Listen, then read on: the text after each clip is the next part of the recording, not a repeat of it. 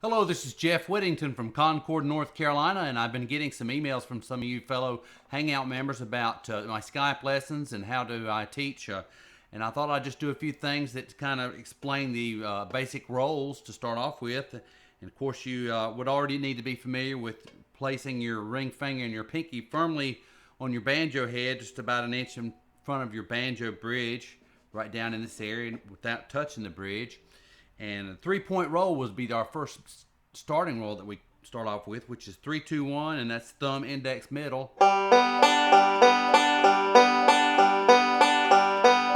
And as you practice that roll, you want to try to get faster and play with a little bit of authority.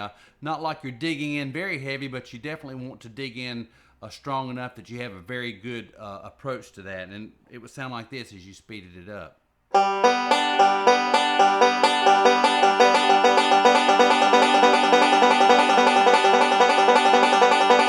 That's a 3-point roll, 3-2-1. A backwards 3-point is 1-2-3, and you do this approach it the same way, playing with the middle finger, the index finger, and then the thumb.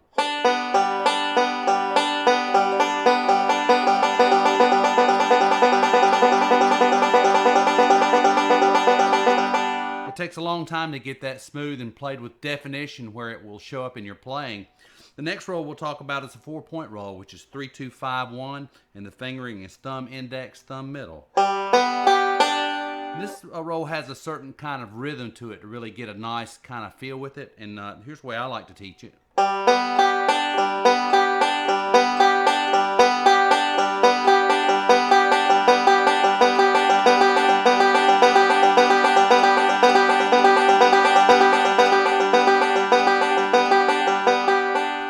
Kind of gives you an idea of the sequencing between the notes. There's a certain kind of feel you're looking for there, and it sounds kind of like this once more. You have good separation between your notes, and you won't want to play them too hard, but you want to play them hard enough that you're making a definite hit on the string instead of a very light touch. Will probably not render a very effective song rendition as you move on with your banjo playing. Once again, that's a 4-point roll. The next roll is basically the same roll done twice, but it's called an alternating 4-point roll.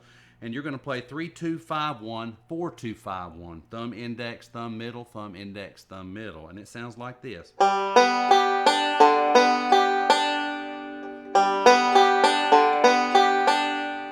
Once you get that going, it has that certain rhythm with sequencing too. It sounds like this.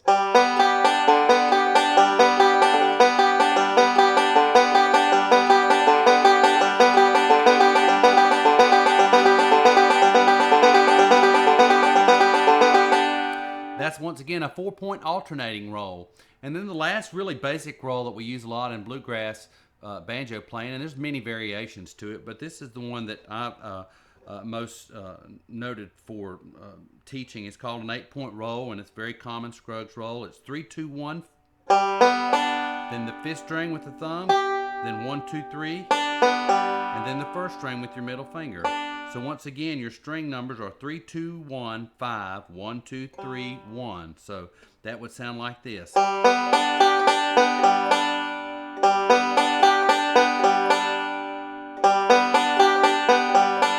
Once you got that roll going, you want to speed it up the same as you did the other rolls, and kind of playing each note with a definite purpose, so to speak, where you're really digging in, not really hard, but hard enough that you really make you can hear it good, and you have a little resistance with your fingers, and it should sound like this.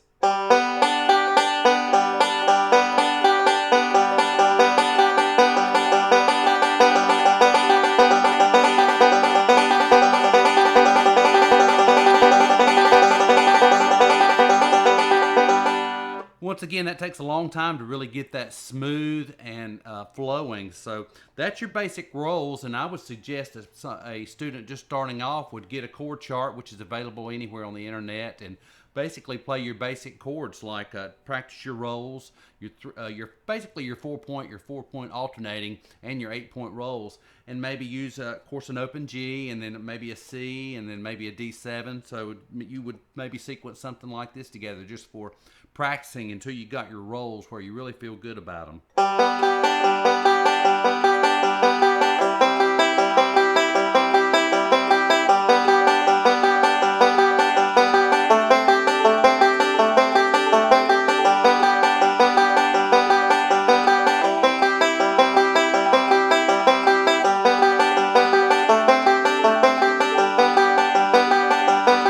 Then you could add a 4-point alternating roll on that.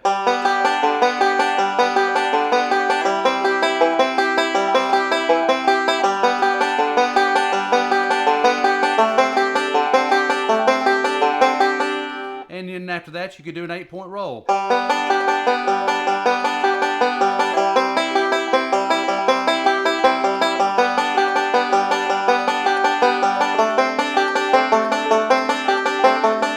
And then after that, you could kind of mix them up. Maybe do your 4-point, your 8-point, your 4-point alternating.